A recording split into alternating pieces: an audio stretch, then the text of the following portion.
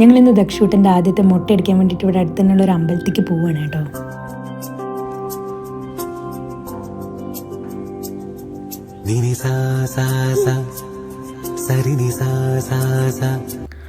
ആദ്യം തന്നെ രാവിലെ ചെറിയൊരു കൺഫ്യൂഷൻ ഉണ്ടായിരുന്നു. ഞങ്ങൾ നല്ല പ്രീ ബുക്ക് ചെയ്തിട്ടുണ്ടായിരുന്നു ഊബറിൽ 7:30 വേണ്ടിയിട്ട്. ആൾ 7:20 എത്തിയിട്ടുണ്ടായിരുന്നു. പക്ഷെ എന്താണെന്നറിയില്ല, ആൾ 7:30 ആകുമ്പോൾ സ്വയം പോയി. ഞങ്ങൾ പിന്നെ അത് ക്യാൻസൽ ചെയ്തിട്ട് വേറെ ബുക്ക് ചെയ്യേണ്ടി വന്നു.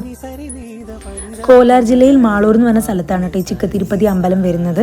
തിരുപ്പതി അമ്പലത്തിൻ്റെ ചെറിയ അമ്പലം തന്നെയാണ് ഇത് അറിയപ്പെടുന്നത്. ഇതാണ് ഞങ്ങളുടെ ഓണർ ആൻറ്റി. ഇവർ താഴെയും ഞങ്ങൾ ഫസ്റ്റ് ഫ്ലോറിലാണ് താമസിക്കുന്നത്.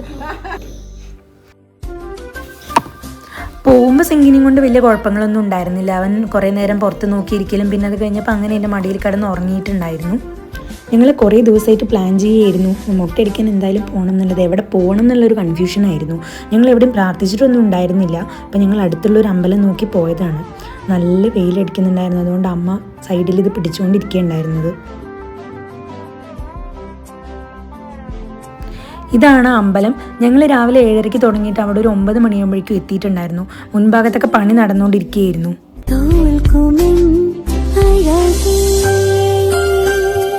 രാവിലെ നേരത്തെ ഇറങ്ങിയതുകൊണ്ട് തന്നെ ഞങ്ങൾക്ക് നല്ല വിശപ്പുണ്ടായിരുന്നു കേട്ടോ. അതുതന്നെ ഞങ്ങൾ സൈഡിൽ കാണുന്ന തട്ടുകടയിൽ നിന്ന് കഴിച്ചിട്ടാണ് പോയത്. ആദ്യം ഞങ്ങൾ അടുത്തൊന്നും നല്ല ഹോട്ടലുകൾ ഉണ്ടായിരുന്നില്ല എന്ന് വിചാരിച്ചിട്ടാണ് ഇങ്ങനെ കഴിക്കാൻ കയറിയത്.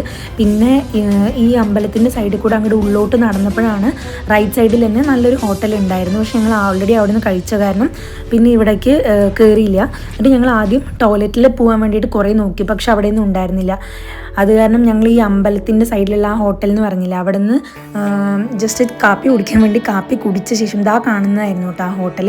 അപ്പോൾ അവിടെ നിന്ന് കാപ്പി കുടിച്ചിട്ട് അപ്പോൾ അവരോട് അവിടെ വാഷ്റൂം ഉണ്ടോയെന്ന് ചോദിച്ചപ്പോൾ അവരുടെ ആക്ച്വലി അതൊരു ഹോട്ടലാണ്. അപ്പോൾ അവരുടെ മുകളിലത്തെ നിലയിൽ ഫുള്ള് റൂമുകളാണ്. അപ്പം അവർ ഞങ്ങൾക്ക് മുകളിലത്തെ നിലയിലത്തെ ഒരു റൂമിൻ്റെ കീ തന്നിട്ട് അവിടെ പോയിക്കോളാൻ പറഞ്ഞു. അതെന്തോ ഭാഗ്യത്തിന് ഞങ്ങൾക്ക് അത് കിട്ടിയതാണ് കേട്ടോ. കാരണം വളരെ ബുദ്ധിമുട്ടിയിട്ടുണ്ടായിരുന്നു. അമ്പലത്തിൻ്റെ സൈഡിലൊന്നും അങ്ങനെ വാഷ്റൂം അങ്ങനെ കാര്യമായിട്ട് ഒന്നുമില്ല. അതും അത്ര വൃത്തിയുള്ള സംഭവങ്ങളൊന്നും ആയിരുന്നതുമില്ല. അപ്പോൾ അയാളിത് തുറന്ന് തന്നത് കാരണം ഞങ്ങൾക്കിത് വളരെ ഉപകാരമായി, എനിക്കും അമ്മയ്ക്കും എല്ലാവർക്കും.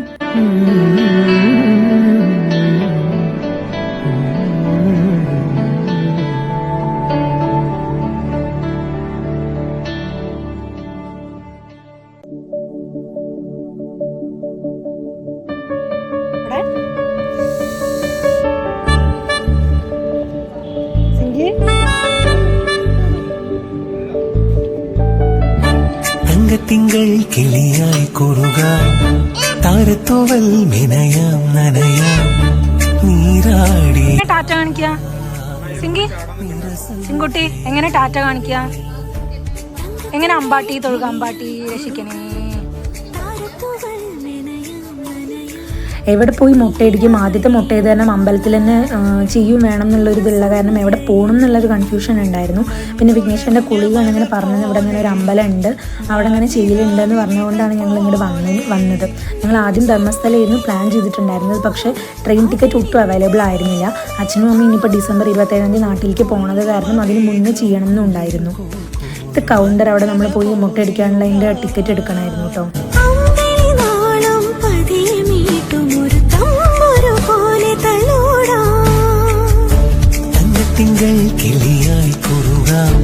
നിറയെ കുരങ്ങന്മാരുണ്ടായിരുന്നു കേട്ടോ. അവരാണെന്നുണ്ടെങ്കിൽ ഈ ആൾക്കാർ പൂജയ്ക്ക് വേണ്ടിയിട്ട് കൊണ്ടുവരുന്ന പഴമൊക്കെ തട്ടിപ്പറിച്ച് കഴിച്ചുകൊണ്ടിരിക്കുന്നുണ്ടായിരുന്നു കേട്ടോ.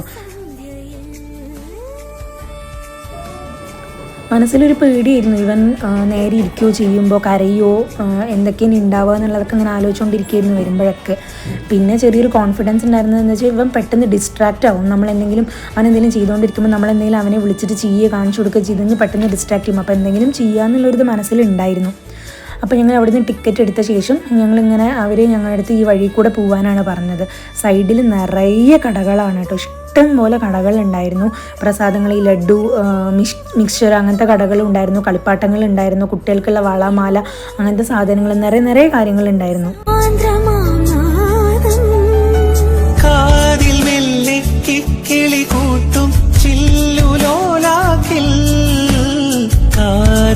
സ്വരമന്ത്രമുണർത്തും ലോലസല്ലാപം ഒരു കോടി സൂര്യമണി തേടി തെളിവാനിൽ മെല്ലെ ഉയരാൻ വാ. ശിശിരം പകരും പനിനീർമഴയിൽ വെറുതെ നനയും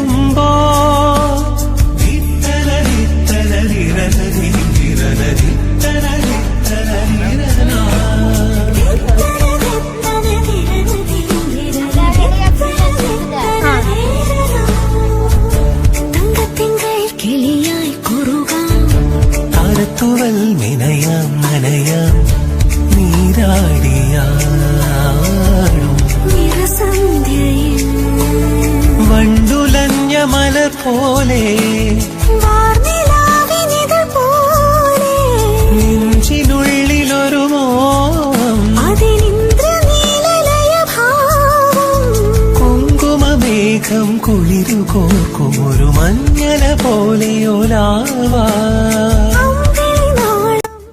എല്ലാവർക്കും നമ്മൾ സെപ്പറേറ്റ് ആയിട്ട് പൈസ കൊടുക്കണമായിരുന്നു. നമ്മൾ അവിടെ ദക്ഷിണ കൊടുത്തു മുട്ട അടിച്ച ആൾക്ക്, പിന്നെ ഇവിടെ ഈ ചേച്ചിമാർക്കൊക്കെ സെപ്പറേറ്റ് പൈസ കൊടുക്കണമായിരുന്നു. ഇത് കഴിഞ്ഞിട്ട് ഞങ്ങൾ നേരെ ദർശനത്തിനായിട്ട് അമ്പലത്തിൻ്റെ ഉള്ളിലേക്ക് പോവുമായിരുന്നു. ഞങ്ങൾക്ക് അറിയില്ലായിരുന്നു ഈ മുട്ട അടിച്ചവർക്ക് ഡയറക്റ്റ് ആയിട്ട് അമ്പലത്തിലേക്ക് കയറാൻ പറ്റുന്നുള്ളത്. ഞങ്ങൾ ചുറ്റി വളഞ്ഞ് കുറേ നേരം ക്യൂവിൽ നിന്നിട്ടാണ് ഞങ്ങൾ അമ്പലത്തിലേക്ക് കയറിയത്. അവിടെ ഈ വള നമ്മൾ ഇട്ടിട്ട് വന്ന വള ഇങ്ങനെ തൂക്കി വെക്കുന്ന പരിപാടി ഉണ്ടായിരുന്നു. തിരുവില്ലാമലയിൽ ഞാൻ അതേപോലെ കണ്ടിട്ടുണ്ട്.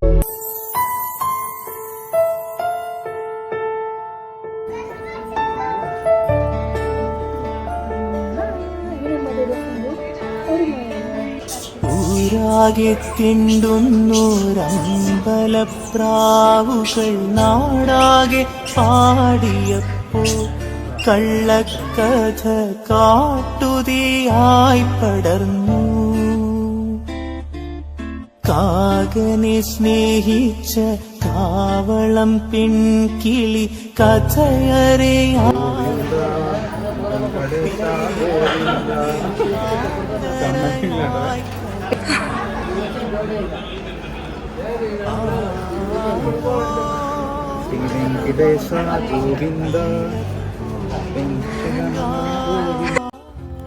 ചന്ദനം കുങ്കുമം അവിടെ സെപ്പറേറ്റ് ആയിട്ട് വെച്ചിരിക്കുകയായിരുന്നു കേട്ടോ. ഇവിടുത്തെ അമ്പലങ്ങളിൽ അധികം പൂജാരി തരാറില്ല.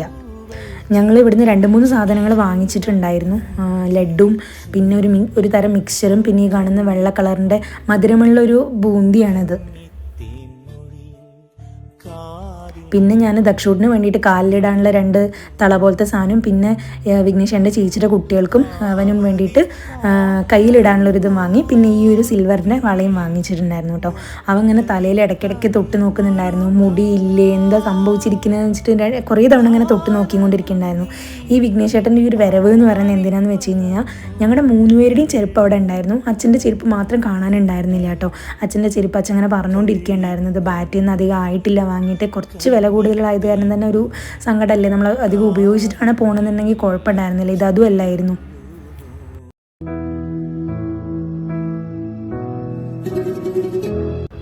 വരുന്ന വഴിക്ക് ഞങ്ങൾ അവരക്കാളു കണ്ടു. അമ്മയ്ക്ക് വലിയ കാര്യമാണ് ഈ അവരക്കാളു എന്ന് പറയുന്നത്. അവർ പണ്ട് മൈസൂരിൽ ഉണ്ടായിരുന്ന സമയത്ത് കുറേ കഴിച്ചതാണെന്ന് എപ്പോഴും പറയലുണ്ട്. അപ്പോൾ ഞങ്ങളത് കണ്ടപ്പോൾ വഴിയിൽ നിന്ന് ഞങ്ങളത് വാങ്ങി. പിന്നെ ഞങ്ങൾ തിരിച്ച് വീട്ടിലേക്ക് പോയിക്കൊണ്ടിരിക്കുകയാണ്.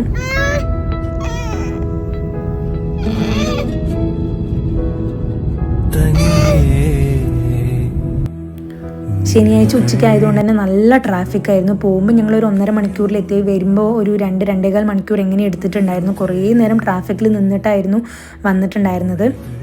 അമ്മ ചെറുതായിട്ട് ക്ഷീണിതയായി 2 തവണ ചെറുതായിട്ട് വൊമിറ്റ് ചെയ്യുകയൊക്കെ ചെയ്തിട്ടുണ്ടായിരുന്നു.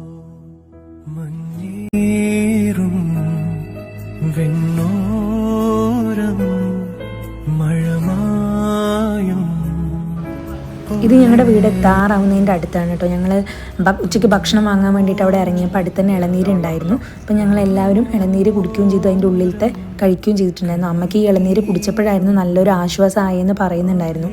ഇത് ഞങ്ങളുടെ അടുത്ത് തന്നെ ഒരു അയ്യപ്പസ്വാമിയുടെ അമ്പലമുണ്ട്. ഞങ്ങൾ ഇടയ്ക്കിടയ്ക്ക് വരലുണ്ട്. അച്ഛൻ മിക്ക ദിവസങ്ങളിലും വരാറുള്ള ഒരു അമ്പലമാണ്. അപ്പോൾ അവിടെ അതിൻ്റെ അടുത്ത് തന്നെ ബ്രാഹ്മിൺസ് മെസ് എന്നുള്ളൊരു ഹോട്ടലിലാണ് ഞങ്ങൾ ഭക്ഷണം വാങ്ങാൻ വേണ്ടി നിർത്തിയത്. അപ്പോൾ അതിൻ്റെ ഓപ്പോസിറ്റ് തന്നെയായിരുന്നു ഈ ഇളനീര് കട ഉണ്ടായിരുന്നത്.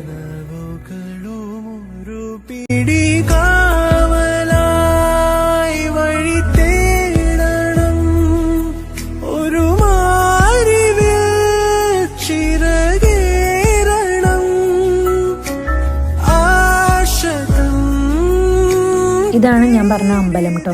മുൽക്കി അയ്യപ്പസ്വാമി ക്ഷേത്രം എന്നാണ് അത് അറിയപ്പെടുന്നത്. ഒരുവിധം അതിലുള്ളവരെല്ലാവരും മലയാളികൾ തന്നെയാണ്. തൊഴുകാൻ വരാറുള്ളവരും മലയാളികൾ തന്നെ ആയിരിക്കും അധികവും. അങ്ങനെ ഈ യാത്ര ഞങ്ങൾ വീടെത്തിയതോടെ അവസാനിക്കുകയാണ്. നല്ലൊരു യാത്രയായിരുന്നു. അച്ഛൻ്റെ ചെരുപ്പ് പോയതൊഴിച്ചാൽ ബാക്കി എല്ലാം കൊണ്ടും നല്ലൊരു സന്തോഷമായിട്ടുള്ളൊരു ദിവസമായിരുന്നു.